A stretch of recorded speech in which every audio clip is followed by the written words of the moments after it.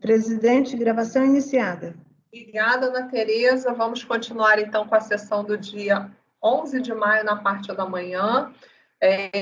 Vamos para o processo número 26 da pauta de minha relatoria, recorrente Fazenda Nacional, interessado Roça Automotive Limitada. Ana Tereza, o patrono se encontra? Sim, presidente. Pode convocar. Faria a convocação. Ok.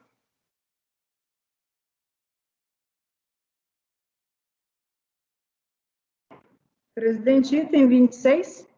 26. Seguir a ordem da pauta.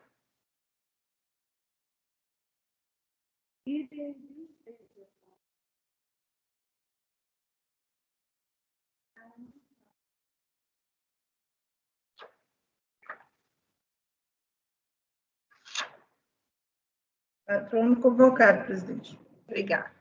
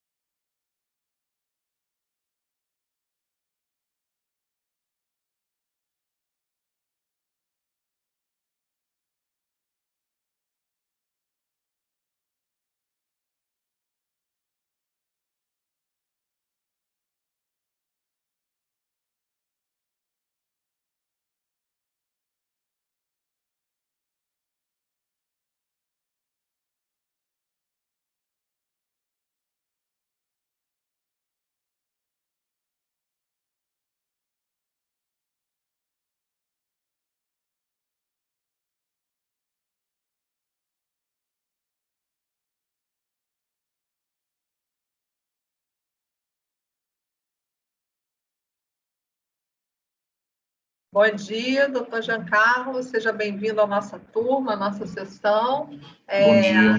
Bom dia. Vou pedir para o senhor colocar o microfone, por favor, no mudo, para eu poder iniciar o relatório. Obrigada. Conselheiros, trata-se de recurso especial da Fazenda Nacional, interposto em face do acordo 1803.001558, auto de infração de RPJ-CSLL, acrescido de juros e multas apurados com base no lucro real. Com a ciência das autuações, o contribuinte apresentou impugnação, a DRJ Campinas julgou improcedente a impugnação, manteve os lançamentos. Com a ciência, ele apresentou recurso voluntário, e aí a ementa eu abaixo transcrevi.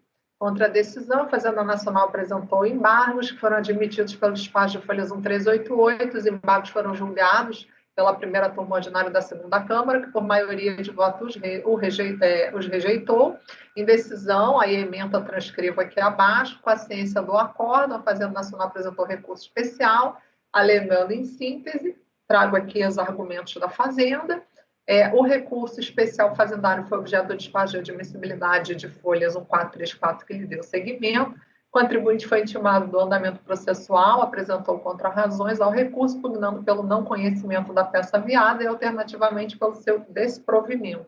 O relatório, doutor, vou contar seu tempo aqui, só um minutinho. Aqui, ó, tá zerado, pode começar. Tá ótimo, obrigado, bom dia a todos, senhores conselheiros. O caso é simples, eu também estou sustentando aqui em sede de contra-razões de recurso especial, então, longe de tomar todo o tempo, também vi que tem bastante gente ainda para sustentar, então vocês estão ocupados. E, dito isso, o caso é simples, conforme a leitura do relatório, é um auto de infração que versa sobre a suposta falta de recolhimento de estimativas mensais de imposto de renda e contribuição social sobre lucro líquido, e relacionado a determinados períodos do ano calendário de 2003. E o período aqui é importante de ser destacado, conforme será melhor explicado. A recorrida, ela demonstrou ao longo do processo que essas estimativas mensais de IRCS que foram questionadas pelas autoridades fiscais, elas foram compensadas com créditos também de IRCS de anos anteriores, de modo que não há falta de recolhimento de tributo. E aqui a gente está falando de um auto de infração, né? Sempre bom destacar que não é um processo de compensação. As autoridades fiscais, elas não reconheceram, né, esses recolhimentos feitos por compensação, sobre o argumento de que os créditos de IRCS não foram declarados em PERDECOMP. A controvérsia, então, aqui recai essencialmente sobre a prevalência da substância sobre a forma mesmo dessas compensações. Então, a substância é a existência dos créditos e compensação desses tributos, e a forma que é a declaração de compensação ou a compensação direta na escrita fiscal. Foi interposto recurso voluntário, e o recurso voluntário foi provido com fundamento na comprovação da extinção dos débitos, na inequívoca comprovação da extinção dos débitos. Como essa é a matéria de prova, é também importante já destacar desde já que a extinção dos débitos é incontroversa a partir do momento que a gente está aqui nessa instância especial. Dessa forma, a Procuradoria interpôs recurso especial, e o argumento da Procuradoria é pela desconsideração das compensações efetuadas pela recorrida, uma vez que não teria sido cumprido o procedimento trazido pela Lei 9430 de 96, com a redação dada pela Lei 10637 de 2002, que previu a necessidade de apresentação de DECOMP para formalização de compensação. Diante disso, tem dois pontos que eu queria destacar aqui sobre o recurso da Fazenda. O primeiro deles é sobre o conhecimento do recurso especial. O recurso especial, ele afirmou, com base em um trecho muito breve do acórdão paradigma, que a decisão recorrida teria aceitado compensação realizada diretamente na escrita fiscal, ao passo que o paradigma teria recusado a compensação no mesmo contexto fático após a edição dessa lei, de modo que a compensação no presente caso só poderia ser feita por DECOMP.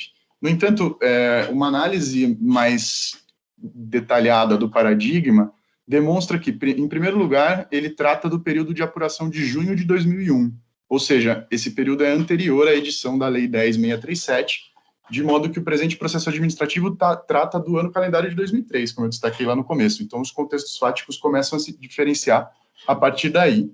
E, em segundo lugar, no paradigma foi apresentada a DECOMP, e essa DECOMP não foi homologada com base na não localização de um DARF, ao passo que no presente processo toda a discussão gira em torno do fato de que não foi apresentado por DECOMP, inclusive tendo sido o processo administrativo iniciado, como eu disse, pela lavratura de auto de infração. Dessa forma, a recorrida destaca que os casos são divergentes também quanto à prova produzida pelos contribuintes. O acórdão paradigma, ele deixa claro que, naquele caso, o contribuinte não conseguiu comprovar o seu direito creditório, enquanto aqui já é também, como eu destaquei nos fatos, incontroverso que essa demonstração foi realizada. Esse é o único paradigma apresentado pela Fazenda, o recurso especial é baseado só nele. Então, em primeiro lugar, a recorrida pugna pelo não conhecimento do recurso. E, se superado esse argumento, no mérito, a recorrida demonstrou que adotou o procedimento correto, porque informou a compensação de tributos diretamente e em sua escrita fiscal, e veja que tem um trecho da decisão recorrida que é muito claro nesse sentido, que a recorrida quer destacar. Eu vou pedir licença para ler aqui, são só 2 linhas, e a decisão recorrida diz o seguinte: a questão crucial para o deslinde da questão é a extinção dos débitos formalizados, para os quais a recorrente evidencia terem sido compensados. Assim, os documentos apresentados mostram-se suficientes para comprovar as compensações alegadas pela recorrente. Então, nesse caso, resta em debate só a forma, destacando novamente esse ponto, que esses créditos foram compensados, de modo que não é razoável que se cogite manter o lançamento fiscal cuja quitação por meio de crédito tributário absolutamente irregular foi inequivocamente comprovada. Então, a recorrida aqui destaca novamente que, com base no princípio da verdade material, que vocês estão todos cansados de ouvir falar sobre, então não vou me estender explicando, é um dever da administração pública investigar, com base na realidade dos fatos, a existência dos elementos constitutivos da obrigação tributária. Ainda mais em sede de auto de infração, em que estão sendo cobrados débitos que inequivocamente foram extintos, com base nas provas colacionadas nesses autos. Então, em resumo, são essas as razões de contra-razões da recorrida, e eu me coloco desde já à disposição para qualquer esclarecimento que se faça necessário. Agradeço pela atenção de todos e um bom julgamento. Obrigada. Então, vamos lá. Conhecimento. O conhecimento do recurso fazendário, qual foi dado seguimento, foi questionado pelo contribuinte em contra-razões. Como visto, no caso dos autos, o despacho de admissibilidade deu seguimento à matéria a partir da vigência da Lei 10.637 de 2002. A compensação deveria ser exclusivamente informada por meio de declaração de compensação. O despacho analisou o paradigma 3302.002.635 e entendeu que restou demonstrada a divergência interpretativa. O contribuinte, entretanto, questionou o conhecimento, formulando em contra-razões os argumentos que eu transcrevo aqui abaixo, que o patrono também trouxe em sustentação oral. Pois bem, conquanto a questão jurídica de fundo, conforme trazida pela recorrente, diga respeito à necessidade ou não de apresentação de DECOMP após a edição da 10.637 de 2002, a análise do paradigma indicado evidencia que inexiste similitude fática em relação às questões tratadas no presente processo. Com efeito, a recorrente ancorou sua tese de divergência no seguinte trecho: compensação DCTF é inservível para declarar. A partir da vigência da IN CRF 210 de 2002, a comunicação ARFB das compensações realizadas pelo contribuinte passou a ser feita exclusivamente através de declaração de compensação, instituída por esse normativo. A DCTF não é instrumento para tal. Entretanto, o contexto fático das duas decisões é completamente diverso, como demonstraremos a seguir. No presente processo, trata-se de autos de infração de RPJ-CSLL lançados pela autoridade fiscal ante a constatação de diferenças apuradas entre o valor escriturado na contabilidade e aquele efetivamente pago ou declarado. Diante desse cenário, o acórdão recorrido entendeu, com base na legislação de regência, que a escrituração mantida com observância das disposições legais faz prova a favor dela dos fatos nela registrados e comprovados por documentos hábeis segundo sua natureza ou assim definidos em preceitos legais, cabendo à autoridade a prova da não veracidade dos fatos registrados. A partir dessa premissa, o colegiado entendeu que a interessada efetivamente comprovou que a extinção dos débitos autuados se deu pela compensação, como se pode depreender do seguinte excerto das folhas 1374.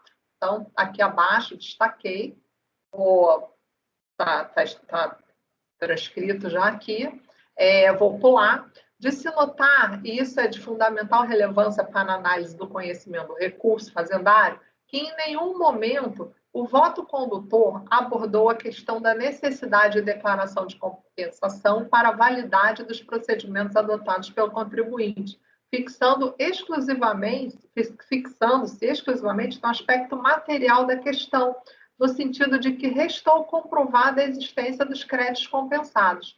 De forma adequada, sob seu ponto de vista, a Fazenda Nacional acusou o acórdão de omissão e o integrou por meio dos embargos, eis que o colegiado não havia se manifestado acerca da necessidade de DECOMP como único instrumento apto para compensação e créditos após a Lei 10.637. É bem verdade que os aclaratórios foram rejeitados pelo acórdão 1201.002464. Porém, cumpre enfatizar que o paradigma indicado trata-se de contexto fático diverso daquele aqui apreciado. No paradigma, o contribuinte pleiteou restituição compensação de COFINS, supostamente paga de forma indevida através de um DARF, do período de apuração 6 de 2001. O problema é que, quando na análise da DECOMP, esse DARF não foi localizado nos sistemas da RFB, o que ensejou a não homologação da compensação. Veja-se que isso nada se assemelha ao caso dos autos, em que valores foram autuados com base em diferenças entre valores escriturados e aqueles pagos ou declarados, situação em que posteriormente foi afastada ante a confirmação da existência de compensação, conforme reconhecido pelo recorrido. Constata-se, inclusive, que o recorrido e o paradigma são convergentes em relação à tese central, em ambos discutida, relacionada à efetiva necessidade de comprovação da compensação, como pode se observar de trecho do paradigma, que eu até negritei em alguns parágrafos, né? Aqui eu vou até ler. Argumenta recorrente que a compensação de fato foi efetuada quando da extinção do débito declarado na DCTF original. Data que era possível efetuar a compensação de crédito com débito do mesmo tributo e declarado em DCTF. Desse modo, o que ocorreu aqui também foi mero erro de forma. É verdade que a compensação feita em 2001 entre crédito e débito do mesmo tributo poderia ser declarada em DCTF. Tivesse a recorrente trazido aos autos os elementos de prova acima referidos, poder-se-ia discutir nos autos a existência ou não de erro de forma e a possível eventual da existência de crédito. É isso que fica claro que a recorrente usou de artifício ilegal para gerar crédito fictício, porque não prova sequer que ocorreu o pagamento indevido da COFINS. Assim, conclui-se Presidente, Oi? a gente perdeu o patrono. Vamos esperar 5 minutos. Não, ele está aqui. Oi, gente, eu estou aqui, eu desliguei a câmera porque estava um pouco instável a minha conexão, mas eu estou ouvindo, tá? Perdão. Tá certo. Assim conclui-se que não existe similitude fática, pois no recorrido houve auto de infração decorrente de valores escriturados, declarados ou pagos, infirmado na visão do colegiado pela existência de direito creditório, enquanto que no paradigma a compensação pleiteada não foi homologada ante a ausência da apresentação pelo interessado de documentos hábeis a comprová-lo. No contexto do recorrido, não há como precisar de que forma o colegiado paradigmático iria decidir, o que me leva a descartar o paradigma. Nessas condições, voto por não conhecer do recurso especial apresentado pela Fazenda Nacional. Então, de início, eu não conheço do recurso especial. Tá? Dele, quando estiver pronto.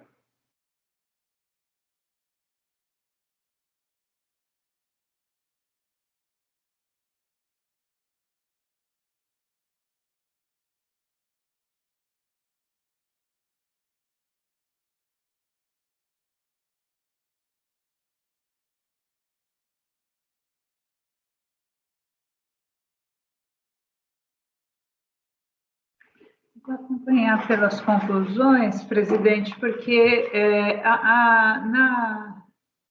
aqui pontualmente eu teria em conta o despacho que rejeitou os embargos, mas isso também não afetaria a minha conclusão, mas ele reforçaria a dessemelhança fática, né? Porque ele, mesmo provocado, ele enfatiza que a questão foi decidida e disso se deduz que a discussão não se estabelecia em torno da entrega de DECOMP. E me parece que, na verdade, o recurso especial ele parte de uma premissa que eu não consegui confirmar nos autos, que as compensações teriam ocorrido a partir de 1º de janeiro de 2003. Os autos de infração, eles se referem a ano calendário 2002 e eles apontam que estimativas de julho a dezembro de 2002 não teriam sido liquidadas, né? E por isso essas estimativas são glosadas e feita a exigência 31/12/2002, se eu não estou enganada. E aí é que vem a discussão que essas estimativas foram liquidadas mediante compensação, então, aparentemente, a gente teria estimativas antes e depois da MP 66/2002, e, de qualquer forma, é possível, sim, que o colegiado tenha validado antecipações em período no qual não era necessária a apresentação de DECOMP para compensação de mesma espécie. Mas aí eu acompanho pelas conclusões, porque o paradigma não tratou disso, né? O paradigma trata de forma indireta, né, numa circunstância em que se decide, em que se analisa uma compensação que era de 2001, que não foi informada na DCTF, e aí vem aquela discussão subsidiária de que se a DCTF é ou não elemento necessário para as compensações anteriores a 2002, e aí tem uma questão de que a retificadora só acontece em 2003, e aí ele vem dizer que como essa compensação aconteceu em 2003, então eu precisaria de DECOMP. É uma circunstância fática muito específica, com diversas premissas, e eu acho que os dois acordos comparados ilustram bem, né, como são diferentes esses casos de compensação. E realmente não dá para estabelecer um paralelo, porque eu até admitiria, se o paradigma, se na resposta aos embargos, né, fosse efetivamente enfrentada a questão e dito, olha, eu não preciso me pronunciar sobre isso, porque eu entendo que não é necessária a decomp, né, para essas circunstâncias. Aí até sobraria algum viés de pré-questionamento para caracterização da divergência. Então, eu faria a análise do recorrido com a integração da rejeição dos embargos e por isso eu acompanho em relação à inexistência da similitude fática com o paradigma aí pelas conclusões. Ok. Conselheira Lívia, como vota? Acompanho a relatora integralmente. Conselheiro Fernando, como vota? Com a relatora, presidente. Conselheiro Tozelli, como vota? Acompanho, presidente. Conselheiro Matosinho, como vota? Acompanho, presidente. Conselheiro Alexandre, como vota? Com a relatora, presidente. Conselheiro Caio, como vota? Com a relatora, integralmente. Negado conhecimento por unanimidade. Edeli, conclusões. Doutor, até a próxima. Muito obrigada pela sua participação. Obrigado, eu que agradeço. Bom dia e bom trabalho a todos. Obrigada. Vamos agora passar para o item 27 da pauta, JOFES de Pavimentação Construção Limitada, interessado em Fazenda Nacional. Ana Tereza, o patrono, se encontra na sala.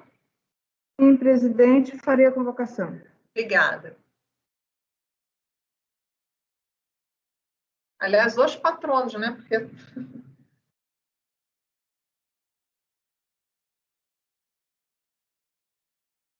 Presidente, só retificando, é São Paulo, é JOFEG. Ah, eu estou no francês. JOFEG. Ai, meu Deus do céu.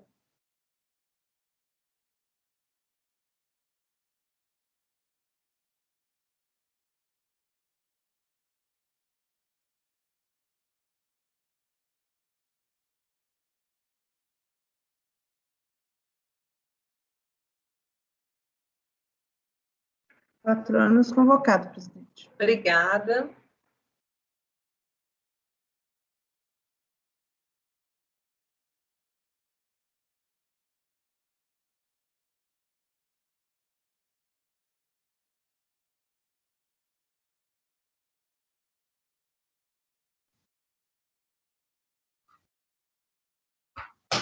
Doutora Karina, boa tarde. Bom dia ainda, né? Jorge, bom dia. Ainda bom dia. Dois patronos, é isso? Duas... Isso. Tá. Boa tarde. Bom dia, doutora Paula. Bom dia. Então, vamos lá. Bom dia. Você tá... Eu vou pedir só para botar o microfone no mudo, que eu vou ler o relatório, e aí depois as senhoras têm 15 minutos para fazer a sustentação, né? E as senhoras se dividem aí, por favor. Ok, muito obrigada. Tá, pode botar no mudo. É isso. Vamos lá.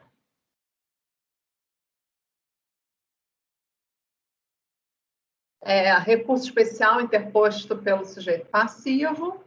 A ementa do acórdão recorrido 13.02.00.40.56, eu transcrevi aqui abaixo. O especial foi admitido relativamente à divergência interpretativa suscitada. Decomp, RPJ, CSL pago a maior ou indevidamente, comprovação da existência do direito creditório, intimada para tanto, Fazenda Nacional apresentou contra-razões, pedindo preliminarmente que o recurso não seja conhecido, no mérito pede que seja mantida a decisão recorrida. Por fim, é importante ressaltar que o presente processo trata de comprovação da existência do direito creditório relativo à CSLL do ano de 2008, paga maior ou indevidamente, e em apenso encontra-se os processos de final 2012-84, 2012-30, referentes ao mesmo direito creditório, bem como os processos 2012-71, 2012-17, 2010-41, que tratam da comprovação da existência de direito creditório relativo ao IRPJ do ano calendário de 2008, paga maior ou indevidamente. A divergência suscitada pela recorrente diz respeito a Decomp, a EPJ CSLL, pago a maior ou indevidamente, comprovação da existência do direito creditório. Sobre a matéria, alega a recorrente, aí eu trago aqui as alegações, transcrevi, trouxe as alegações do recurso. Em breve síntese, alega a recorrente a existência de divergência interpretativa entre o recorrido e os acordos indicados como paradigmas, que é o 301, 001405, 301, 003724, no que concerne a comprovação da existência dos direitos creditórios de RPJ-CSLL informado nas DECOMs. A presidência da terceira Câmara da primeira sessão deu seguimento ao recurso apenas em relação ao acordo indicado como segundo paradigma 301-003724. É o relatório. Então, doutores, eu vou marcar o tempo aqui, e eu não sei quem é que vai começar, então, espera aí só um minutinho que eu vou zerar aqui o cronômetro. Quem vai começar, a doutora Karina ou a doutora Paula? Está mudo, o microfone agora pode... Karina, a doutora Karina. Tá. Então, vamos lá. Olha aqui, estou marcando, tá? Iniciar. Ok, perfeito. O presente recurso especial, ele trata, como dito no relatório, da improcedência de pedidos de compensação com origem em direito creditório referente ao pagamento indevido de imposto de renda à pessoa jurídica e da contribuição social sobre o lucro líquido, referente ao ano calendário de 2008. As declarações de compensação, elas foram homologadas, não foram homologadas pela Delegacia da Receita Federal, fundamentalmente por entender que os créditos respectivos haviam sido utilizados já na sua integralidade para pagamento de outros débitos, o que de fato não ocorreu, né? O que ocorreu foi um equívoco no preenchimento da DCTF, e este fato foi demonstrado oportunamente quando da apresentação da manifestação de inconformidade pelo contribuinte. O contribuinte procedeu ao recolhimento do imposto de renda anterior ao fechamento da sua apuração contábil e, portanto, naquele momento, os valores apurados não correspondiam ao valor efetivamente devido, né? E quando do ajuste anual, após a revisão da sua base tributária, foi verificado um valor que deveria ter sido recolhido de imposto de renda com um valor significativamente menor, né? Inclusive, esses valores já estão detalhados no recurso especial, mas daria de imposto de renda uma diferença de 1.300.000, arredondando o valor aproximado, né? A situação semelhante ocorreu com a CSL, que além da apuração de um valor menor após a revisão da sua base, ainda houve o erro do lançamento de um valor a pagar, em vez de um lançamento a receber, o valor de receber, que ocasionou aí, além do crédito do valor já recolhido, ainda um recolhimento novamente de valores indevidos. Todos esses fatos foram apontados pelo contribuinte no momento da apresentação da manifestação de inconformidade, né? E esses valores, é importante que a gente ressalte neste momento, que estes valores, eles foram corretamente indicados na DIPJ, né? E essa DIPJ, ela foi enviada na sua versão original para a Receita Federal e não houve qualquer tipo de retificação contra a DIPJ. O que ocorreu mesmo foi um equívoco no preenchimento da declaração da DCTF, a qual foi, inclusive, posteriormente retificada pelo contribuinte. Neste caso, neste momento, cabe ressaltar que a retificação poderia ter sido realizada pela própria Receita Federal, né, nos termos do parecer normativo COSIT 2 de 2015, que estabelece procedimento específico que, no momento da apresentação da manifestação de conformidade, por ser um erro sanável, o erro de preenchimento de CTF, ele poderia ter sido revisto, inclusive, pela própria Receita Federal. Um dos pontos apresentados, inclusive, no recurso especial, ao combater o acórdão guerrado, trata-se, inclusive, da fundamentação de que não basta a retificação da DCTF, mas que deve ser demonstrado o motivo da redução do débito que justifica o pagamento indevido. Quanto a este fundamento, não foi apontado pelo órgão qualquer divergência das bases tributárias declaradas e retificadas pelo contribuinte. A própria Receita Federal tem em seu poder todas as informações e documentos, assim como a competência absoluta para verificação do quanto alegado pelo contribuinte. E, em momento algum, foi realizado pelo fisco a revisão estabelecida nos procedimentos estabelecidos do parecer normativo COSIT 2, de 2015. fica evidente no presente caso que a manutenção da não homologação da contribuição somente ocorreu com base em requisitos formais, sem a devida averiguação da efetiva existência de crédito, não sendo oportunizado até o momento ao contribuinte qualquer demonstração, ou não foi requisitado até o momento qualquer demonstração ou informação complementar que possa inserir numa desconstituição das bases tributárias ofertadas ao fisco e declaradas na sua DIPJ. Né? Então, dessa forma, nós entendemos que caso os julgadores aqui presentes não entendam pelo reconhecimento do direito creditório, considerando e constatando o equívoco no preenchimento da DCTF, que seja o julgamento convertido em diligência, em busca da verdade material, em obediência ao princípio da legalidade, oportunizando o contribuinte à ampla defesa. E o que a gente tem que ressaltar aqui também é que o acordo ressaltou eventual prescrição que não ocorreu, né? Tendo em vista que os créditos apurados pela empresa são de 2008 e as declarações de compensações foram realizadas em 2009. Né? Eu não sei se deu para entender, que eu acho que o áudio da doutora Paula... Né? Entendemos. Deu um eco, mas pode... Terminou? Terminamos. Ok. Então, vou continuar, vou ler o voto. Então, vamos lá. Bom, quanto ao conhecimento, pelo exame dos autos, entendo que o recurso especial não deve ser conhecido, uma vez que se observa claramente na peça recursal a pretensão do sujeito passivo é o reexame de questões fáticas, e não a solução de divergência interpretativa acerca da legislação tributária pertinente. Veja que o acórdão recorrido expressamente reconheceu nos termos do parecer 2 de 2015 que o sujeito passivo tem o direito de retificar a DCTF, mesmo após ter sido cientificado o despacho decisório que não homologou a DECOMP. No entanto, também entendeu que a mera retificação da DCTF realizada após a ciência do despacho decisório é insuficiente para comprovar o direito creditório informado na DECOMP e que, no caso, os elementos contidos nos autos não eram suficientes para produzir tal comprovação. Vejamos sobre o assunto o trecho do voto condutor do recorrido. Trata-se de uma questão de prova. São duas declarações apresentadas pela recorrente que apresentam valores distintos. De um lado, a DCTF, a declaração que a administração tributária elegeu como documento hábil suficiente para a constituição do crédito tributário, nos termos da IN 786 de 2007, vigente à época dos fatos geradores. Por outro lado, a DIPJ, que tem natureza apenas informativa e foi retificada reduzindo o valor devido a título de RPJ-CSLL.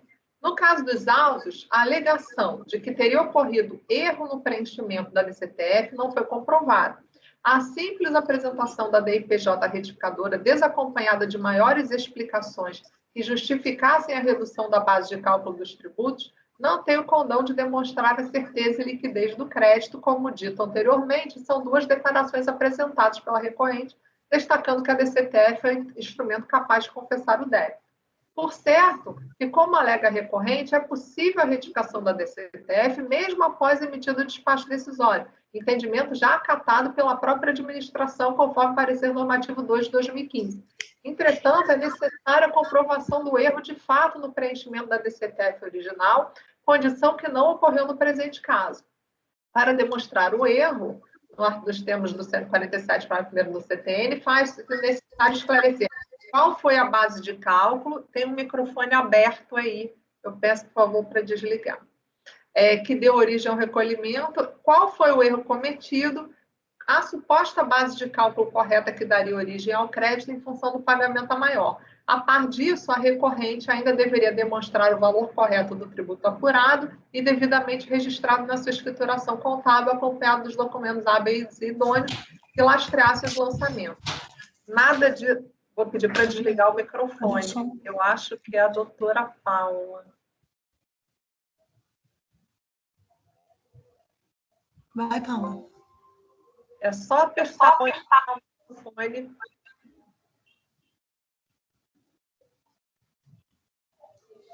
Aí a senhora levantou a mãozinha. É do lado esquerdo. Do lado esquerdo. Tem uma figura de um microfone. É só apertar ali. Mas você quer falar? Não. Ah, tá certo. No caso do paradigma, o colegiado igualmente entendeu que o sujeito passivo tem o direito de retificar a DCTF, mesmo após ter sido cientificado o despacho decisório que não homologou a DECOM. Ademais, o colegiado concluiu, no caso daqueles autos, que o sujeito passivo havia apresentado provas suficientes do direito creditório informado na DECOM. Vejamos para que não pairem dúvidas acerca do trecho do voto condutor do paradigma. O cerne da discussão é eminentemente probatório.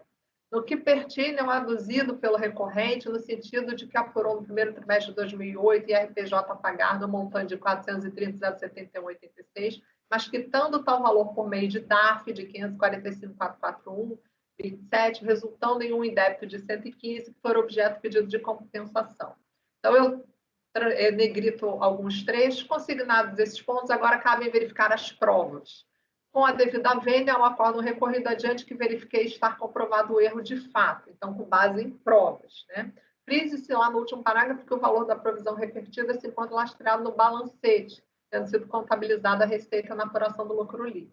Em resumo, tanto na turma recorrida, quanto o colegiado que julgou o paradigma, interpretaram a legislação, tanto a turma quanto o colegiado, interpretaram a legislação tributária no mesmo sentido, qual seja, o sujeito passivo tem direito de retificar a DCTF, mesmo após certificado do despacho. No entanto, enquanto a turma recorrida firmou o convencimento, no sentido de que os elementos presentes nos autos não eram suficientes para a comprovação da alegação do erro nas informações prestadas na DCTF, o colegiado que julgou o paradigma convenceu-se de que os elementos presentes naqueles autos comprovam a alegação de erro.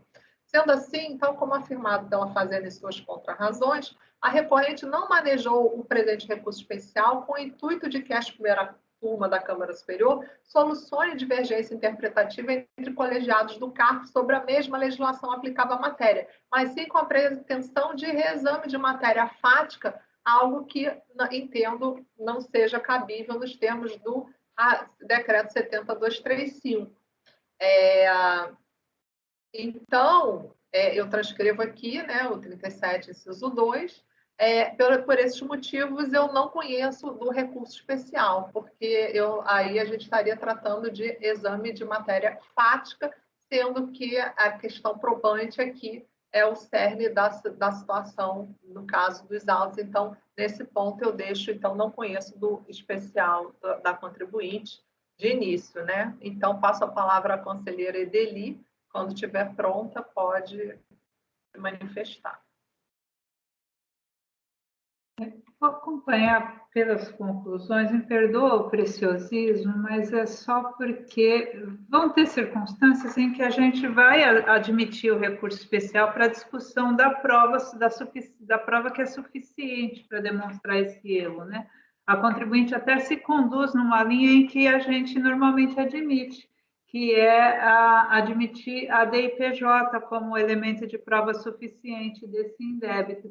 O problema é que a contribuinte não selecionou paradigmas que evidenciam esse entendimento. O paradigma que foi selecionado aqui, o segundo que foi admitido, né, o primeiro foi rejeitado, ele analisa, como bem demonstrou a relatora, ele analisa uma circunstância que não foi só apresentada da IPJ, foi apresentado o balancete, né, esclarecimentos acerca da escrituração, que é o que foi demandado no acordo recorrido.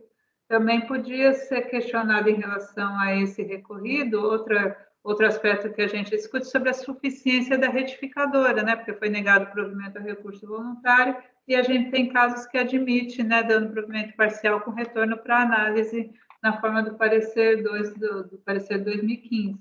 Mas também não foi essa a direção dos paradigmas apresentados.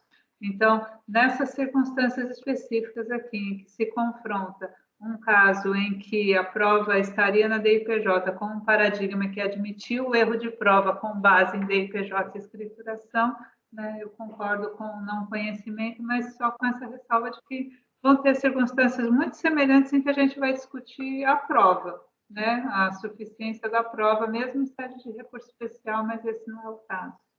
Acompanho a relatora. Ok. Conselheira Lívia, como vota? Concordo com as observações da conselheira Deli, mas acho que esse paradigma, ele discute também ônus da prova. Ele afirma lá que o fato da contribuinte não ter retificado a DCTF não é perda do direito creditório e tal. Aí, no final, ele fala, cabendo a atividade de fiscalização, confrontar o acervo probatório que documenta a materialidade tributável com os tributos pagos para verificar efetivamente a existência do indébito. Então, me parece que o paradigma diz, o ônus de provar, de verificar alguma inconsistência na retificação da DCTF é da fiscalização, enquanto que no recorrido ele traz o ônus da prova para o sujeito passivo e fala, e por isso você não comprovou e por isso eu não vou te dar o direito. Me parece que o paradigma está falando, o ônus da prova é da fiscalização de investigar mais, e não simplesmente negar. Então, por isso eu vejo a divergência aqui de não contra a prova, mas contra o ônus da prova e consigo conhecer do recurso, presidente. Então, eu vou abrir divergência para conhecer. Ok. Conselheiro Fernando, como vota? Presidente, vou acompanhar a senhora. Conselheiro Tozelli, como vota? Eu acho aqui também, ainda que essa observação da Lívia não foi esse o enfoque, né? O enfoque aí era a DIPJ enquanto meio de prova e não tem divergência porque no recorrido a prova não existia no processo. No paradigma, a prova existia no processo e as decisões elas são conflitantes justamente por esse fato. Concordo com a Ideli que a estratégia aqui que poderia caracterizar o dissídio seria enfocar um precedente que admitiu a DIPJ como prova, que não foi feito, ou especificar que o recorrido não teria legitimidade para exigir essa prova porque ela nunca foi dada o tempo certo para o recorrente fazer isso. Mas tal qual foi processado o recurso especial, eu também não consigo ver divergência, eu vejo convergência. Ambos aceitariam a retificação da DCTF, mas a prova deveria estar nos autos. Como não estava, foi negado o provimento ao voluntário. Então, eu também não consigo caracterizar o dissídio. Então, eu acompanho a relatora pelas conclusões, porque também me incomoda esse negócio de reexame de prova e fatos como uma afirmação categórica, porque aqui a gente faz isso, acaba fazendo indiretamente sempre. A gente acaba reanalisando fatos e provas. É mais pela ausência de... mesmo é a questão que realmente não se coadunava, mas entendi. Tá bom, como voto, acompanho pelas conclusões. Ok. Conselheiro Matosinho. Presidente, acompanha integralmente. Conselheiro Alexandre. Eu também vou acompanhar pelas conclusões, presidente. Conselheiro Caio. Presidente, eu lhe acompanho integralmente, sem ressalvas. Ok, então vamos lá. Negado conhecimento por maioria, vencida a conselheira Lívia. Pelas conclusões, Ideli, Tozelli e Alexandre. Certo? Então, doutoras, tenham um ótimo dia. Muito obrigada pela participação. Até a próxima. Muito obrigada. Bom dia. Até a próxima. Tchau. Então, agora passamos para o item 28 da pauta, recorrente à STET, interessado Fazenda Nacional, de relatoria da conselheira Ideli. Ana Tereza, patrono se encontra? Temos sustentação oral. Então, pode chamar o... Ok.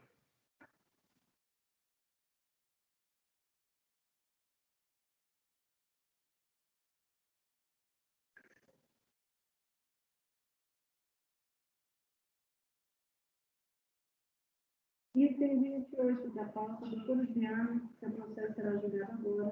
Por favor, clicar na mensagem enviada no chat.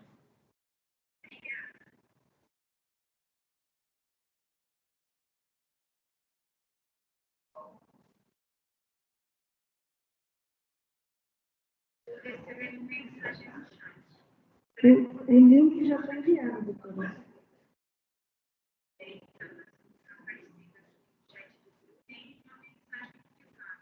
Ok, senhora. Sim. Sim. É da doutora Ideli, né? Sim, doutora Ideli.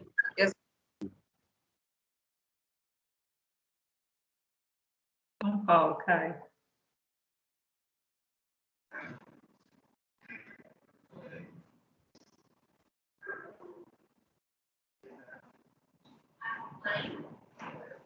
Recebeu, doutor? Sim. É só clicar. Ok. Presidente, patrona convocada. Muito obrigada, Ana Tereza.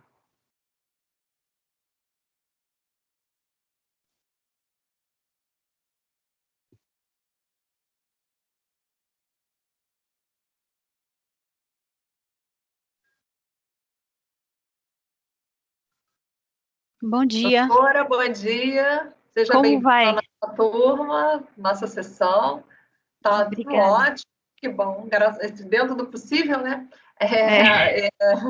Doutora, vou pedir para a senhora deixar o microfone no mudo e vou passar a palavra à relatora, ok? Doutora Tá. Edeli, quando a senhora estiver pronta, pode iniciar.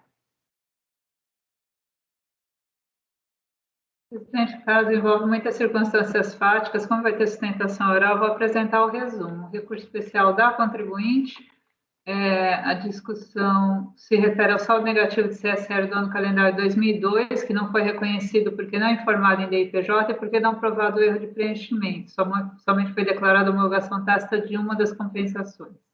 Os erros alegados são erro na informação em DIPJ de saldo negativo do ano calendário 2002 e sua demonstração nos documentos acostados aos autos, erro também na transmissão de decompro para liquidação de débitos de maio de 2003, extinto por pagamento, e erro na informação do crédito em decompro, que corresponderia a saldo negativo de 2001, mas também descreve saldos negativos desde 99. As divergências admitidas em agravo para análise da retificação do crédito depois do despacho decisório eletrônico, inclusive quanto à parte do crédito ser de 2001, e pré-questionamento admitido em razão dos fundamentos para rejeição dos embargos. A Procuradoria apenas defende que o crédito deve estar demonstrado desde a apresentação da DECOMP e o contribuinte traz arguições de ordem pública para anulação do acórdão recorrido. Em síntese, essa a discussão. Ok, doutora, vou marcar seu tempo aqui, tá? Vamos lá.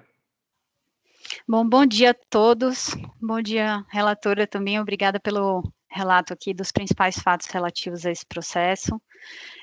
Trata-se de um despacho decisório. Eu acho que quem trabalha com direito tributário aqui, como muitos de nós lembram, no começo, quando a gente fazia compensação, era um despacho decisório que era originado de um confronto eletrônico entre DIPJ e Perdecomp. Aqui a gente está falando do despacho decisório de 2008, referente a compensações que foram realizadas em 2004 e 2003. Então, era justamente nessa época que o confronto realizado para aferir se o contribuinte tinha um crédito efetivo, era um cruzamento eletrônico entre os dados da Receita Federal, né? Tinha aquela intimação que era enviada ao contribuinte depois, mas caso o contribuinte não respondesse, que foi exatamente o que aconteceu no caso, era encaminhado já como cobrança para fins, né, na homologação da compensação.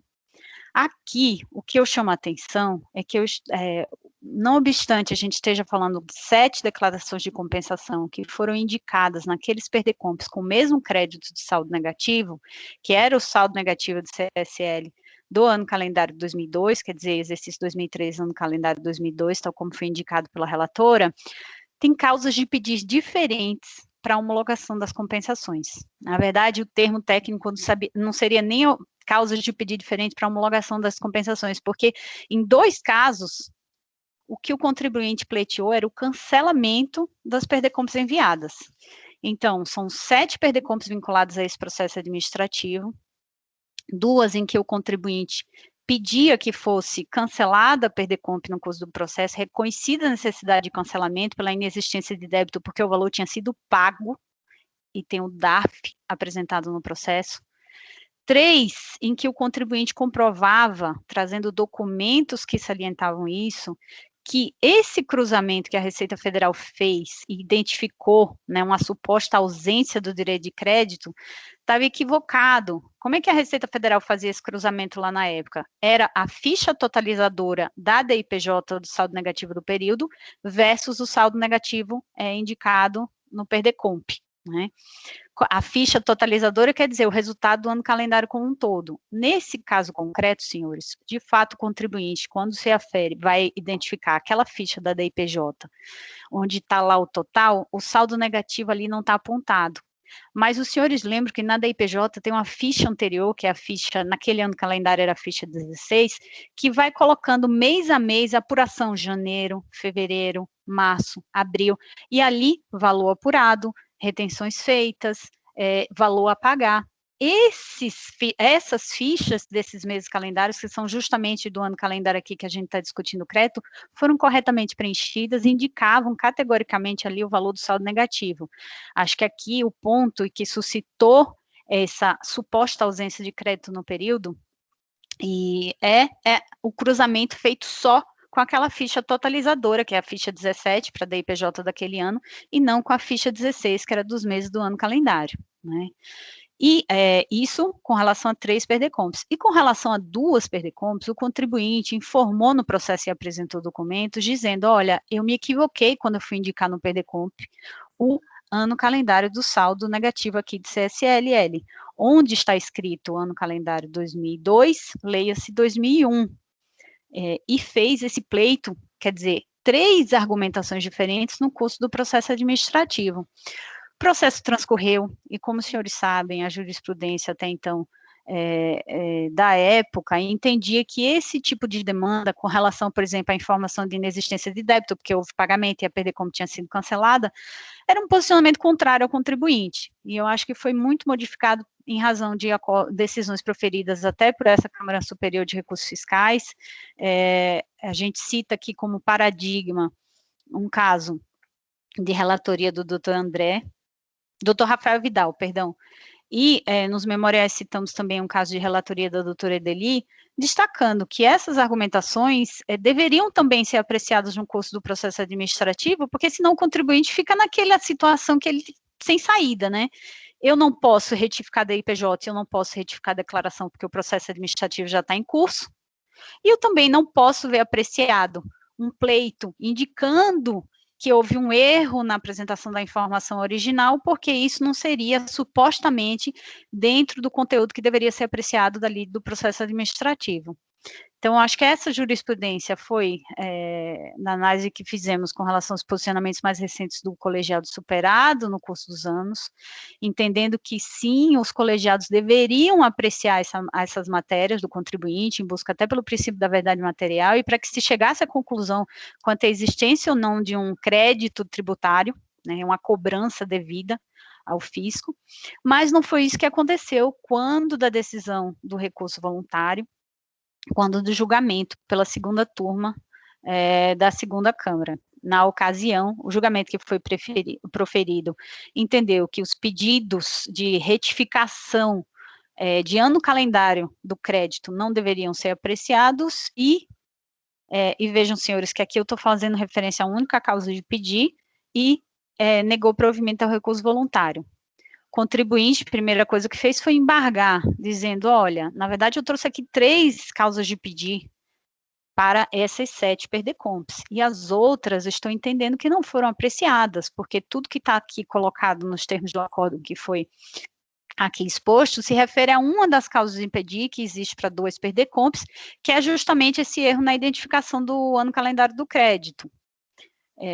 A decisão, os embargos não foram admitidos, entendeu-se que a lide teria sido posta tal como apresentada no recurso voluntário, então o contribuinte apresentou o recurso especial com 3 matérias pedindo, ao final, a anulação do acórdão da segunda turma da segunda Câmara, para que fosse apreciado os elementos de fato e de direito, conforme o princípio da verdade material, apreciando dentro dessas causas de pedir, 7 PERDECOMPs, 2 nas quais o contribuinte ele pleiteia que seja reconhecido que não existe débito, apresentando DAF, para DAF foi apresentado mostrando o pagamento daquele próprio débito declarado no PERDECOMP, para 3, indicando que o suposta inexistência do crédito tinha sido motivada por um confronto insuficiente com relação às informações declaradas de IPJ, e se fossem analisadas, as informações contidas na ficha 16 da mesma DIPJ. Aqui eu não estou falando nem retificação da DIPJ como um todo, é a mesma DIPJ, só que fichas diferentes que foram confrontadas. E para 2 PERDECOMPs, a possibilidade de análise considerando o crédito de saldo negativo, diferente daquele que tinha sido indicado no PERDECOMP. Quer dizer, todos os elementos aqui que eu estou trazendo para os senhores são elementos que não foram ainda apreciados nas instâncias anteriores, né, nem sequer no CAF, nem mesmo na DIPJ, nesse contexto, mas que são provas existentes nos autos, né. Só para facilitar também a análise, essa questão relativa ao ano calendário de 2002, a DIPJ, que tem uma divergência só da ficha, está nas folhas 166 e para trás, né, 165, 164, 163, do processo administrativo, onde os senhores podem ver a DIPJ e a informação da existência do saldo negativo. Tem um parecer da Deloitte que foi apresentado, mostrando a suficiência do crédito, balancetes que foram apresentados quando da interposição do recurso voluntário, os próprios pagamentos, que são os DARFs, que mostram a composição do saldo negativo desde 99, que aí ele vai sendo compensado nos anos seguintes até formar o saldo negativo de 2002.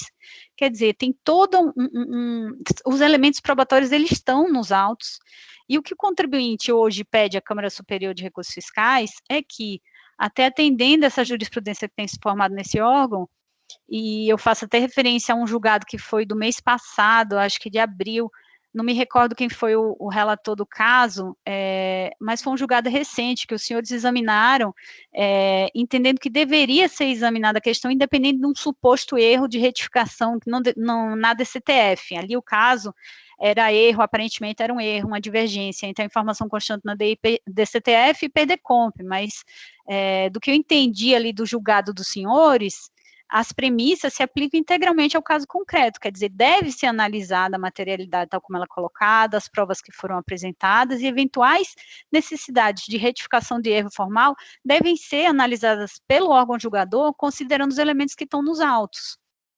Então, acho que são principalmente esses pontos que eu gostaria de colocar. Eu fico à disposição dos senhores para qualquer esclarecimento de fato.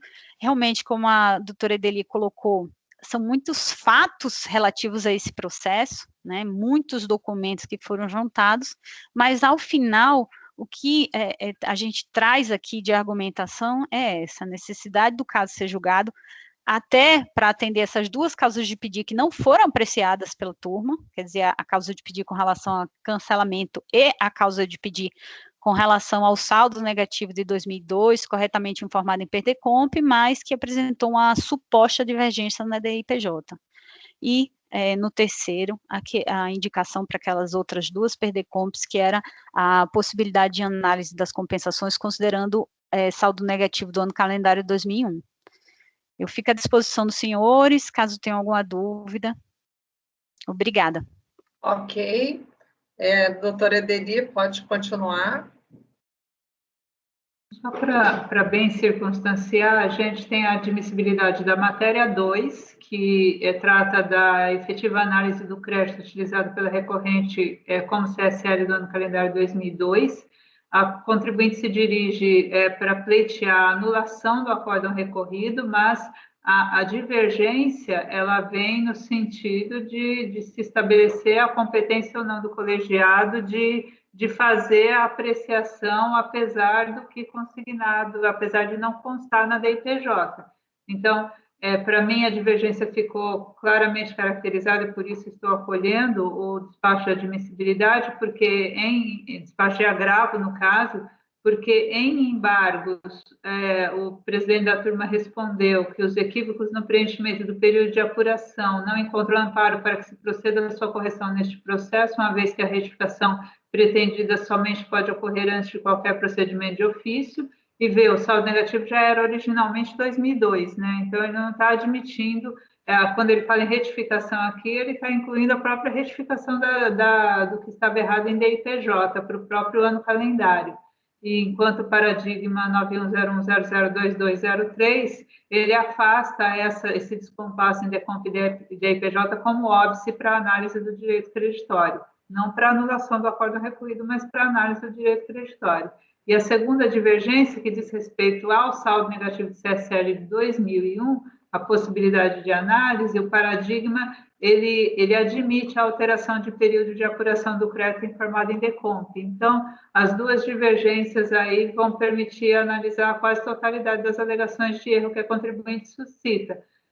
Só que não sobre o viés de anulação, mas sim sobre a possibilidade de retificação desses valores e quais as consequências disso para o contencioso.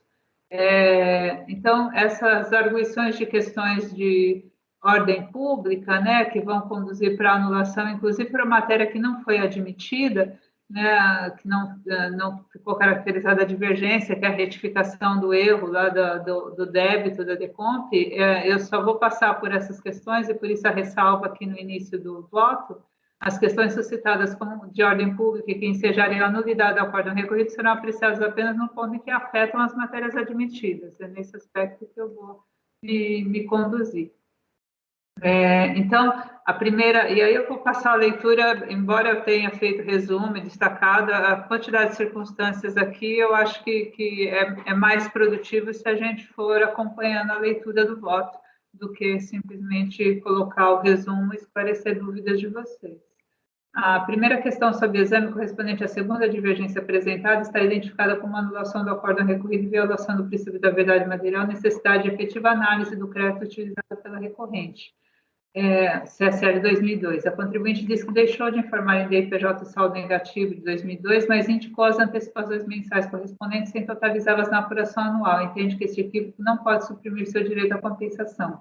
As DECOMP sob análise foram vinculadas a saldo negativo do exercício 2013 no calendário 2002, no valor de 4.500, isso é importante, e informado como decorrente de pagamento estimativo realizado 31/1/2003 no mesmo valor. Então, ele erra também na hora de preencher a DECOMP. A não homologação expressa no despacho decisório, emitido em 24/11/2008, está motivada aí porque o valor não consta da DIPJ.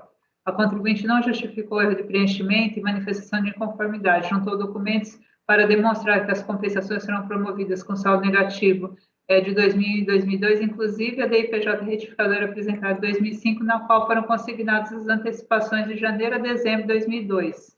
Mas sem seu transporte para apuração anual, na qual se verificar a CSL devida em razão de apuração, não se verificar a CSL devida em razão da apuração de base negativa. Apresentou também planilha demonstrando a atualização do crédito. A autoridade julgadora juntou ao espelho da DIPJ informações do DCTF, bem como intimação dirigida ao sujeito passivo antes do DDE pelo descompasso das declarações e rejeitou a pretensão de verbalidade das compensações por conta da ausência dessas informações em DIPJ.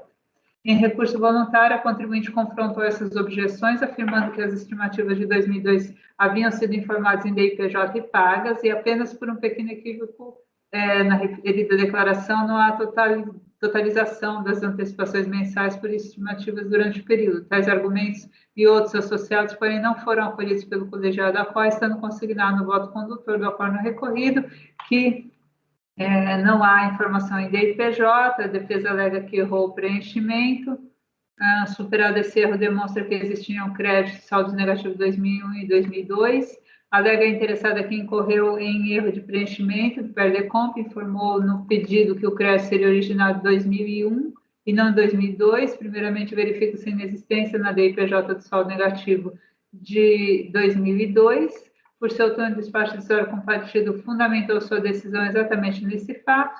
Isso se deve porque o contribuinte informou em PERDECOMP um crédito que, na verdade, deve de ser relativo de 2001 a 2002.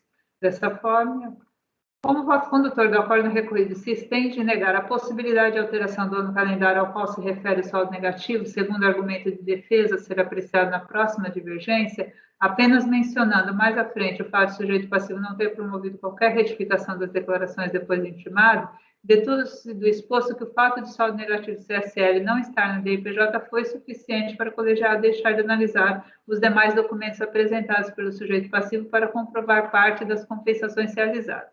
Então, é meio difícil saber exatamente qual foi a motivação do acórdão recorrido, essa foi a escolha que eu fiz. Note-se, porém, que o erro de preenchimento da DIPJ é verossímil, apesar de preenchidas as fichas de estimativa para a apuração de CSL a pagar, nos meses indicados, mesmo mediante levantamento de balancete, suspensão, redução, porque nenhum débito foi apurado em razão do resultado negativo, nada foi transportado para apuração de saldo negativo. Se tais pagamentos forem efetuados como alega contribuinte, possivelmente haveria saldo negativo no período, contudo, essa hipótese foi desconsiderada nas decisões precedentes, apenas porque a DIPJ não trazia a informação de saldo negativo apurado, e especificamente nesse motivo, né, o 9101002203, diz que essa questão deve ser superada, é o precedente aí que, afastando essa preclusão total, né, de comprovação do direito creditório, só porque ele não está informado em DIPJ. Passada a transcrição do voto, observe-se apenas que, no presente caso, nada for informado a título de saldo negativo na DIPJ de 2002 e, assim, a unidade de origem não executou qualquer conferência das parcelas que compunham o crédito. Assim, ao se concluir que esse erro no preenchimento da DIPJ não impede a utilização do saldo negativo, os autos devem retornar à unidade de origem para a continuidade das análises. Em consequência, perde o objeto a arguição de nulidade do acórdão recorrido deduzida com a finalidade que fosse superada a divergência para que o crédito seja efetivamente analisado.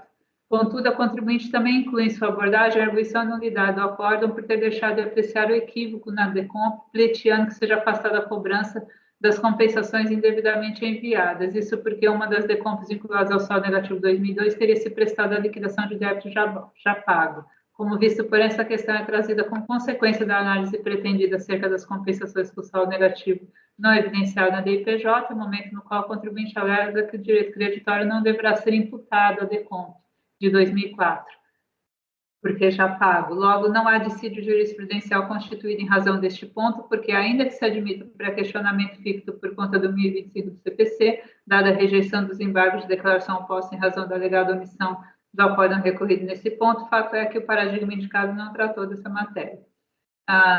Indicado e admitido. Assim, até esse ponto, cabe apenas dar provimento parcial ao recurso especial da contribuinte para determinar o retorno dos autos à unidade de origem para que profira despacho complementar acerca do saldo negativo de CSR 2002.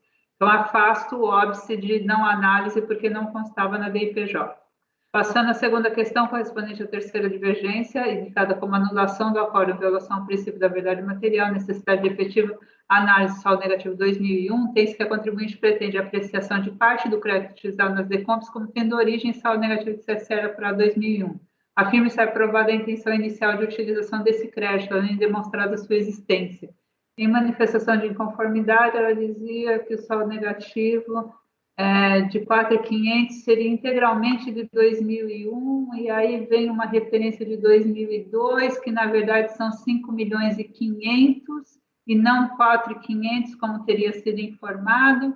Em resumo, a primeira DECOMP apresentada, na qual consta a demonstração do crédito utilizado, indica que ele teria origem em saldo negativo de 2002 de 4.500, valor este atribuído na defesa ao saldo negativo de 2001 e, de fato, informado na DIPJ correspondente que, diversamente da alegada para 2002, apesar de também indicar saldo negativo, tinha esse saldo negativo de 4.500. Pois bem, você tem que fazer a escolha de qual que é o saldo negativo, se é pelo valor ou se é pelo ano calendário. A autoridade julgadora de primeira instância assim se manifestou, lá afirma que confessou os débitos, o resumo na frente. O direito preciário deve ser exercido no prazo decadencial, ele não pleiteou 2001 e nem poderia pleitear em 2009 quando está pedindo a retificação. O colegiado apoia essas objeções, acrescentando os fundamentos para não admitir a retificação do período de apuração, aí trazendo outras considerações.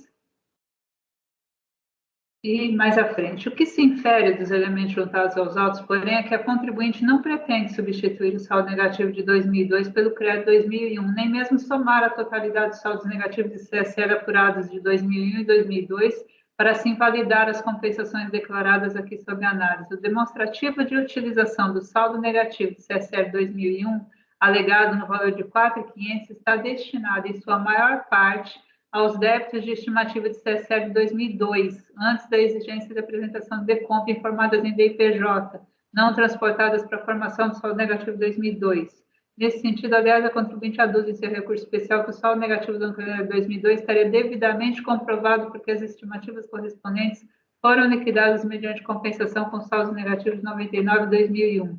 apenas que o demonstrativo em referência traz a destinação de um resíduo de crédito 2001 no valor de 745 mil para a liquidação de débitos vencidos em 2003, na forma assim consolidada na decisão de primeira instância. Então, tem uma partezinha assim que seria alteração de crédito de origem. Esses descompassos, porém, infirmam a existência de mero erro de preenchimento da DECOMP, assim compreendido o equívoco na informação do período de apuração do crédito ou de seu valor. A contribuinte efetivamente pretendeu formalizar compensações com saldo negativo de 2002, mas acabou por vincular ao mesmo conjunto de compensações débitos que teria liquidado mediante utilização do saldo negativo de 2001, e ainda indicou como crédito original o valor do saldo negativo de 2001, inferior ao saldo negativo de 2002, que seria 5.500.000.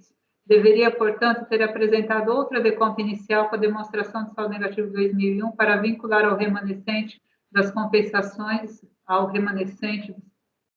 das compensações com as estimativas de 2002, vou melhorar essa construção aqui que está muito ruim, os débitos de CSL de maio de 2013 e outubro de 2013 acima indicados. Ao deixar de assim proceder, pretende, no âmbito do contencioso administrativo, aumentar o valor do direito creditório destinado a compensações mediante acréscimo de parcela residual de saldo negativo de CSL do ano calendário 2001 e assim ver liquidados os débitos informados nas DECOMPs apresentadas. Um dos precedentes mencionados pela PGFN em suas contrarrazões, o Acórdão 1401.396, já foi reformado por esse colegiado no Acórdão 4185, prevalecendo o entendimento de que seria possível, no caso, a retificação da DECOMP para atribuir o saldo negativo utilizado nos anos calendários 2002 e não 2001, como originalmente informado pelo sujeito passivo. Atribuir ao ano calendário. Todavia, o voto condutor de referido julgado e laudo da ex-conselheira Cristiane Costa pautou-se na alegação de que fora cometido erro no preenchimento da DECOMP na medida em que informado nessa declaração exercício 2001, quando seria ano calendário 2002. A evidência, o caso presente, se distingue desse e de outros precedentes desse colegiado nos quais se admite a superação do equívoco. Aqui está retratado o erro na associação dos débitos compensados ao crédito que a contribuinte pretendia utilizar em compensação. A parte mais significativa dos débitos compensados está vinculada efetivamente ao saldo 2002, mas duas DECOMPs foram indevidamente vinculadas ao mesmo crédito, para além do saldo negativo ter sido informado em valor inferior ao agora afirmado pela contribuinte. Admitir que elas sejam associadas depois da não homologação ao saldo negativo de 2001 representaria inovação em substituição ao dever do sujeito passivo, imposto 74, parágrafo 1º, desde a inclusão pela medida provisória 66/2002, e é ele que deve declarar a compensação. Não se trata, pois, de observar a verdade material. A compensação de tributos administrados pela Receita Federal no cenário legislativo referido somente existe mediante a apresentação de DECOMP, e se o sujeito passivo errou ao vincular débitos ao crédito declarado, deixando de formalizar a compensação pretendida. E, se o sujeito passivo errou ao vincular débitos ao crédito declarado, deixando de formalizar a compensação pretendida, não há outra forma de constituí-la, substituindo a iniciativa do sujeito passivo. Essas razões, portanto, para negar, neste segundo ponto, provimento ao recurso especial da contribuinte. Em suma, conheço do recurso especial e dou-lhe parcial provimento para determinar o retorno dos autos à unidade de origem para que profira despacho complementar acerca do saldo negativo de 2002, limitado ao valor informado de 4.500.000. Entendo que não posso aumentar esse valor para o valor do saldo negativo de 2002, que a contribuinte deveria ter apresentado, na verdade, mas ela perdeu 2 créditos, o residual de 2001, que ela não destinou adequadamente às compensações, e o excesso de 2002, que não seria 4.500, mas sim 5 milhões e alguma coisa.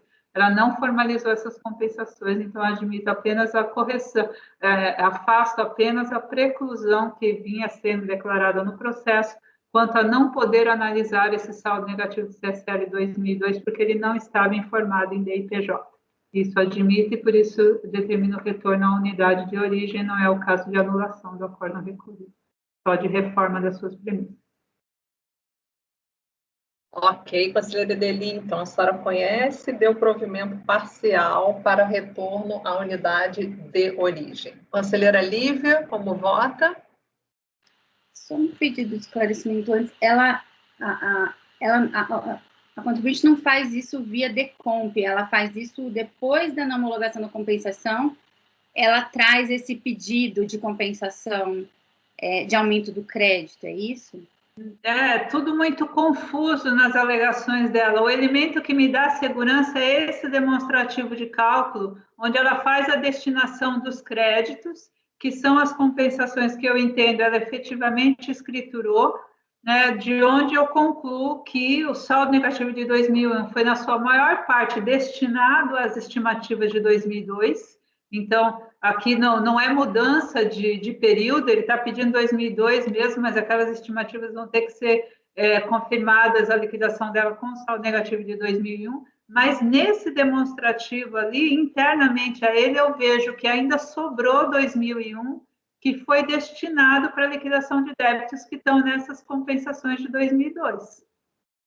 Essa compensação ele não formalizou, ele informou débitos com saldo negativo de 2002. Então, se a gente for analisar a defesa, é bem difícil fechar a questão. Eu tive que escolher um elemento de prova no processo, né, e entendi que esse demonstrativo era o que tinha a melhor substância para compreender que ele não estava mudando o direito creditório de 2001 a 2002, de 2002 para 2001, mas sim, na sua maior parte, pedindo só que se aproveitasse 2001 como prova de liquidação das estimativas de 2002.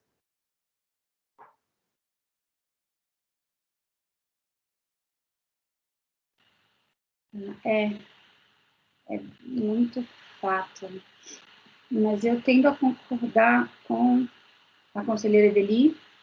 Quanto a primeiro ponto integralmente, contra esse segundo também, a questão tá bem confusa, porque se fosse uma comprovação de erro que ele teria pedido no despacho, depois da não homologação, mas para aumentar o crédito, mas pedindo um erro material, enfim, e demonstrando esse erro, eu consideraria a princípio, mas não está tão claro isso. Então, acho que a doutora dele quer falar, né? Vou passar para ela.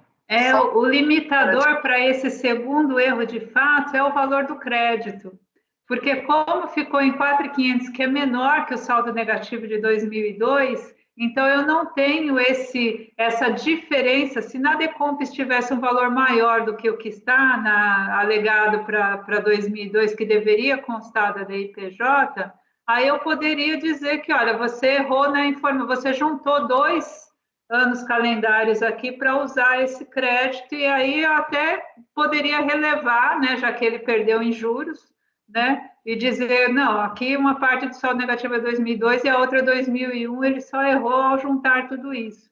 Mas o problema é que o valor do crédito é menor do que o saldo negativo de 2002, então não tem esse plus material aí para eu complementar essa argumentação. Doutora Diana, a senhora quer fazer algum esclarecimento de fato? Sim, eu queria pedir desculpa pela intervenção inusitada aqui no julgamento. Bem rápida, só vai fazer esclarecimento de fato. Pode falar. Não, eu estava... Bom, mas já passou, era outra coisa, na verdade, que eu estava pedindo desculpa. Mas eu ia só questionar, na verdade, perguntar ou pontuar que essa declaração que a doutora Edeli está fazendo referência, se eu não me engano, é a própria declaração cuja homologação tácita já foi reconhecida pela segunda turma da segunda Câmara, acho eu. Eu queria, na verdade, até entender um pouquinho o sentido do voto, se isso faz alguma diferença no raciocínio colocado, ou se é irrelevante e indiferente. Ok, doutora. A conselheira Edeli, a senhora pode responder, se quiser. Houve uma homologação tácita, mas essa questão está definitiva, isso a gente não está mais discutindo. A questão é que as outras compensações são dependentes da primeira Decomp apresentada, né, da Decomp com demonstração de crédito, que indicava saldo negativo CSL 2002 de 4.500.000. Então, esse crédito ele vai ter que ser analisado para afetar as demais compensações. Né? Nesse meio do caminho, evidentemente, não poderá ser, caso o crédito seja insuficiente nessa análise, não poderá ser cobrada a Decomp que já foi reconhecida como homologada tacitamente. aquele débito. Mas eu entendo que a homologação tácita afeta o débito, né? Não há nenhuma discussão aqui quanto a estender os efeitos dessa homologação tácita para a legitimação do crédito. Então, a divergência subsiste em relação à Decomp-mãe aí para verificar o crédito, a existência em relação às demais Decomps que não foram homologadas tacitamente. Ok, obrigada, doutora Edeli. Vamos, doutora Lívia, pode votar, por favor. Acompanho a relatora integralmente, presidente. Ok, doutor Fernando, como vota? Presidente, acompanho integralmente, elogio o voto, né? Situações fáticas e complicadas. E em relação a esse último ponto, essa discussão, é estranho, porque se tivesse homologação tácita, então por que está pleiteado no recurso especial essa matéria, né? Daí nem a gente precisaria estar discutindo esse ponto aqui, né? Não teria sido trazido no recurso especial, mas de toda forma, né? O que a gente está fazendo aqui é não aceitando essa alteração. Se tiver homologação tácita, efetivamente não vai ser cobrado depois, né? Então, acompanho integralmente, presidente. Ok. Conselheiro Tozelli, como vota? Presidente, mais um caso que eu não consigo fazer o caminho dos fatos aqui. Sinceramente, eu não entendi o que aconteceu. Porém, quando você alega um erro de preenchimento, o ônus da prova é do contribuinte. Então, eu não consigo, até agora, ter na minha cabeça claro o que o contribuinte está buscando. Qual o crédito que é? O saldo negativo de 2001, de 4,5, ou é o saldo negativo de 2001, de 5,5? E essa resposta ainda eu fico no ar. A doutora Edeli fez uma grande construção para vamos dizer, congelar o pedido em 1,2. Um dos dois, aquele originário de 4,5. Eu acho super válido. Mas, de qualquer forma, o que me parece aqui que realmente não é aquele caso onde o contribuinte sempre demonstra que o erro sempre existiu e ele está fiel a esse erro. Aqui, na verdade, a coisa vai sendo construída ao longo do contexto. Então, trocando em miúdos, eu não consigo entender e muito menos ver comprovado esse suposto erro.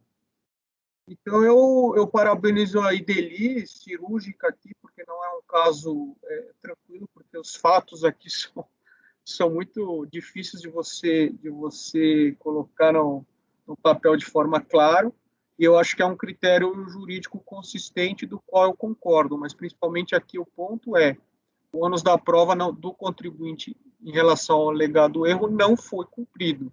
Então, congela-se em um dos pleitos o que está formalizado na primeira Decomp de 4,5. Parece coerente isso, eu acompanho a relatora, presidente. Conselheira Edeli, pode falar. Só esclarecer o conselheiro Tozelli, pela sua fala naquele outro processo anterior que nós julgamos, eu receio que você talvez desse provimento na segunda divergência para aceitar a alteração do saldo negativo para 2001, né, para somá-lo ao de 2002 e inclusive aumentar o valor, né, já que a discussão toda da contribuinte aqui é que ela errou na hora de preencher a Decomp, e o erro vem pautado, aí eu não sei qual seria o seu critério de prova, mas vem pautado nesse demonstrativo que traz a evolução ali da liquidação dos débitos com esse crédito que ela vem acumulando desde 99, né, nas palavras dela. Então, há uma possibilidade, a quase totalidade dos débitos que estão informados ali como compensados na Decomp estão nesse demonstrativo, só que vinculado ao saldo negativo de 2002 e de 2001. A minha escolha, eu até admito algumas certificações de erro, mas eu acho que aí você é mais flexível que eu, porque você aceita o aumento de valor. Eu não aceito de forma alguma o aumento do valor do direito creditário informado em Decomp, e você também aceita a alteração do período de apuração. Então, a questão, eu acho, nas suas premissas, seria só decidir se aquele documento que ela está trazendo né, suportaria, seria suficiente para a sua convicção de alegação de erro dela, mas aí também é só no caso específico, né? Não sei. Era só para contribuir. Espera só um minuto. A doutora Lívia levantou a mão, talvez complemente, aí depois eu passo para o senhor, doutor Tozelli. Pode falar, doutora Lívia. Exatamente, que ele alertou um ponto de que eu acompanho ela pelas conclusões, porque eu aceito, assim, o aumento do crédito, mas acho que o documento aqui, a prova está muito torta, mas eu também aceitaria, ao princípio, assim, não negaria o crédito de jeito nenhum, como a fala dela. Então, na segunda matéria, acompanho pelas conclusões, até para ficar coerente com o julgamento que a gente fez anteriormente. Né? Okay, só para ele que me acompanhou no caso. Conselheiro Tozelli, pode falar. O ponto que me deixou intrigado foi justamente em relação ao meu entendimento passado, se eu não estaria sendo em algum momento contraditório.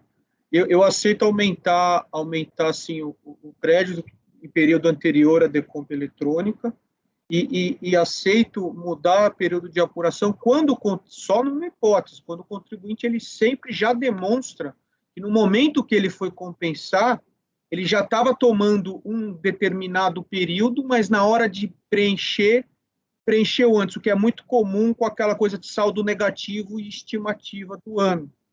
Mas aqui me parece que esse que é o ponto. Primeiro, não me faz clara a própria origem do erro, eu não consigo ver claramente na própria alegação do contribuinte, e muito menos em documentos. Então, na verdade, o meu ponto aqui, eu nem chego no meu mérito, porque eu já entendo que não teve comprovação do alegado erro. Então, esse que é o grande ponto nesse caso. Se o contribuinte tivesse demonstrado, desde o início, que ele queria, digamos, fazer entre aspas, um bem bolado dos dois saldos negativos, beleza, vamos ver se os dois saldos negativos são saldos negativos e a gente superaria a indicação de um dos anos e não os dois. Mas aqui não é o caso. Então, por isso que eu acompanho também pelas conclusões, só para não me parecer contraditório com o entendimento anterior. Então é isso, presidente. Acompanho pelas conclusões. Ok. Conselheiro Matosinho. Conselheira Lívia quer falar ou só esqueceu a mãozinha? Presidente, eu tenho aqui eu estou entrando num outro ambiente de discussão em relação à Decomp, em relação à turma ordinária. Na nossa turma tinha uma discussão muito grande dessa, um pouco mais formalista, é verdade, a turma, mas alguns aspectos aqui que me incomodam nesse encaminhamento de retorno à unidade de origem.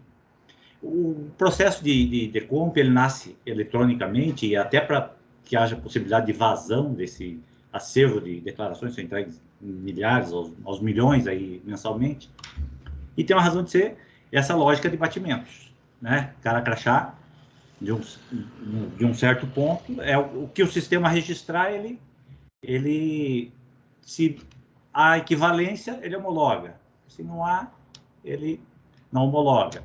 Alguns casos, por exemplo, do paradigma não, acho que até foi citado como paradigma, ou citado ali o voto do Rafael, nós encontrávamos aquela situação, eu peço 44.300 e formei na DPJ 44.500, e aí é negado. Aí a gente achava que um erro de premissa do despacho decisório, uma divergência, o contribuinte está pedindo menos do que ele informou, né? Aquilo não é um fundamento para a negativa, e a gente até anulava e voltava lá na origem do despacho decisório, né?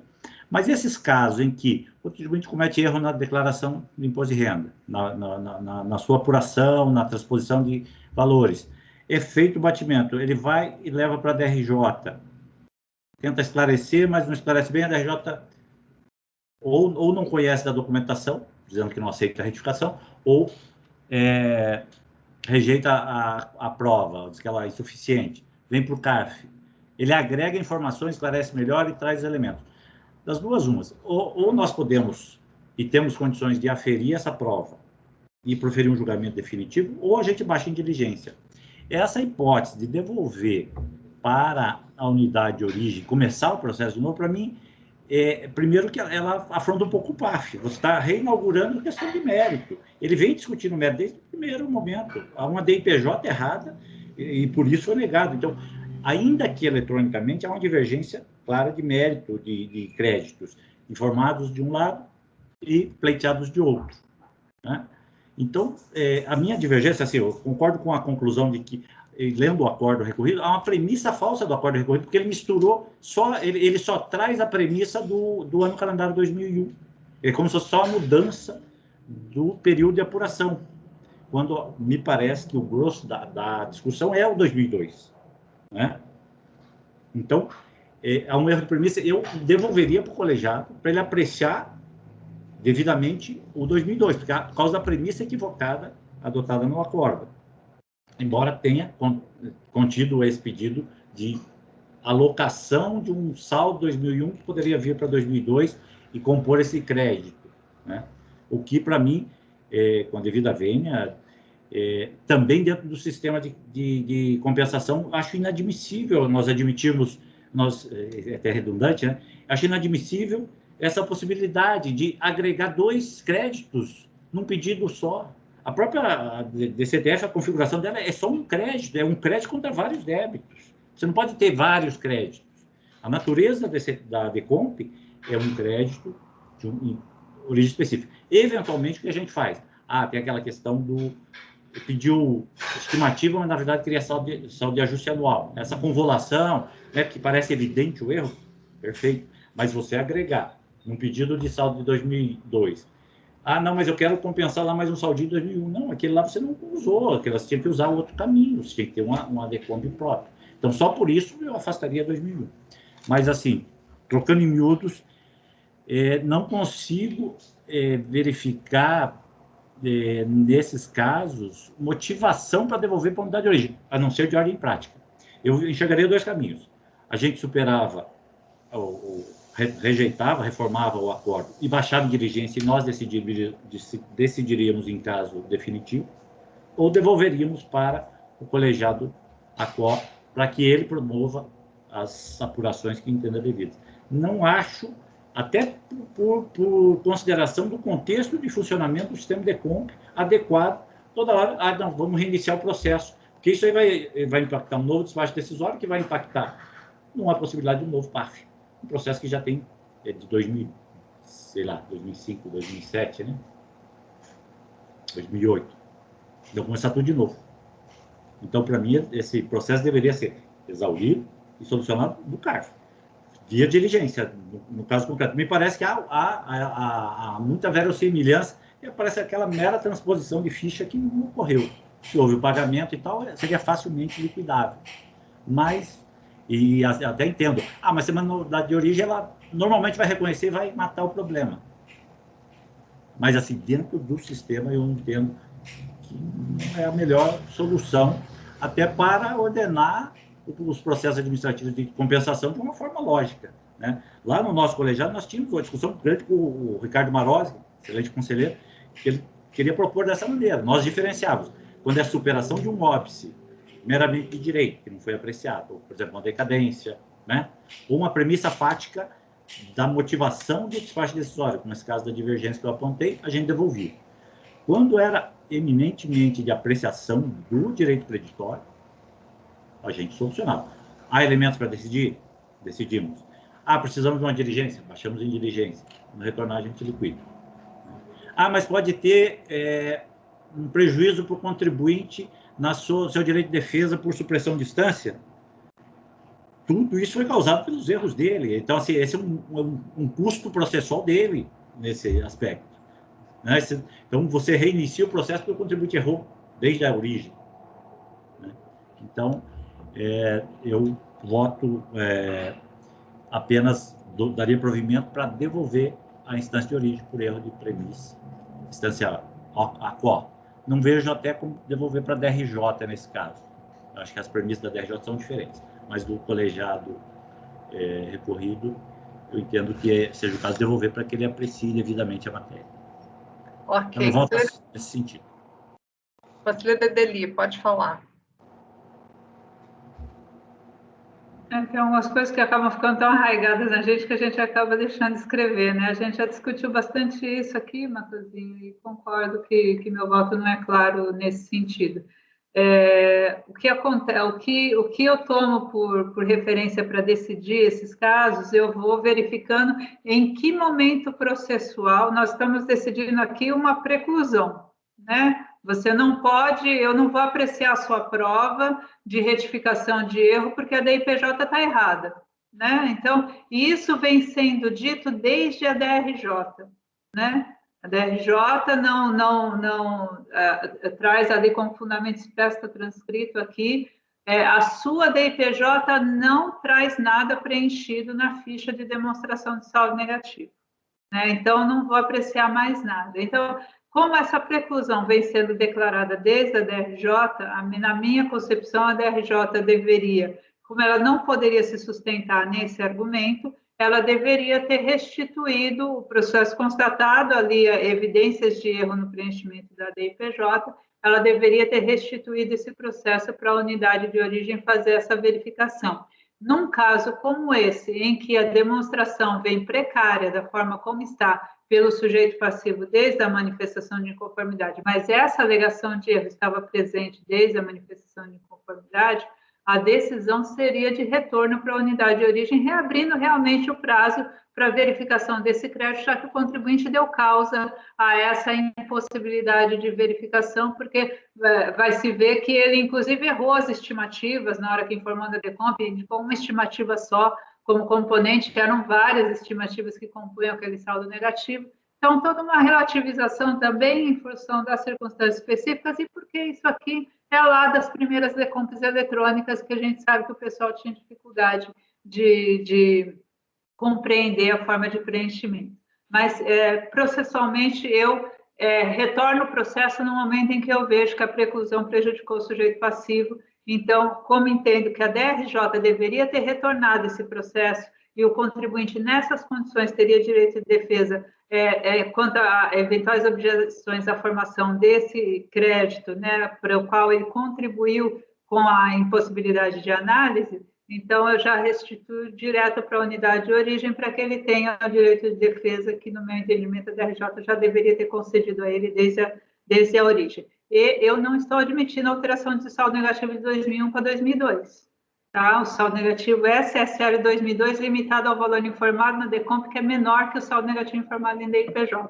O saldo negativo acaba sendo admitido indiretamente na parte em que ele foi usado em 2001 para liquidar as estimativas de 2002, no período em que não precisava de DECOMP, né? Então, essas referências estão consignadas aqui no voto. Eu não aceito essa alteração para aumentar o crédito ou para alterar a natureza dele, se não por erro de preenchimento. E aqui não é erro de preenchimento. 2001 para 2002 não é erro de preenchimento. Ok, então vamos passar para o conselheiro Alexandre. Como vota? Obrigado, presidente. Eu vou acompanhar o voto da conselheira Edeli, mas também pelas conclusões, pelos mesmos motivos ali dos conselheiros Lívia e Toselli, tal qual já apontei no meu voto, também eu aceito ali o aumento do direito de crédito na PERDECOMP retificadora. Ok, conselheiro Caio, como vota? Olha, por mais que eu ficasse tentado a comentar, não vou comentar nada, tendo em vista a duração do julgamento. Eu acompanho a conselheira Edeli e voto pelas conclusões em relação à segunda matéria. Ok, eu acompanho a relatora. Então, vamos lá. Conhecido por unanimidade, dado provimento parcial por unanimidade, né? Matosinho entendeu que o retorno era para o colegiado ACO e votaram pelas conclusões Lívia, Toselli, Alexandre e Caio, certo? Então, tá tudo. Então, fechou. Doutora, muito obrigada pela sua participação. Até a próxima. Obrigada, bom trabalho a todos. Tchau, tchau, obrigada. Ana Tereza? Pode interromper a gravação um instantinho, por favor.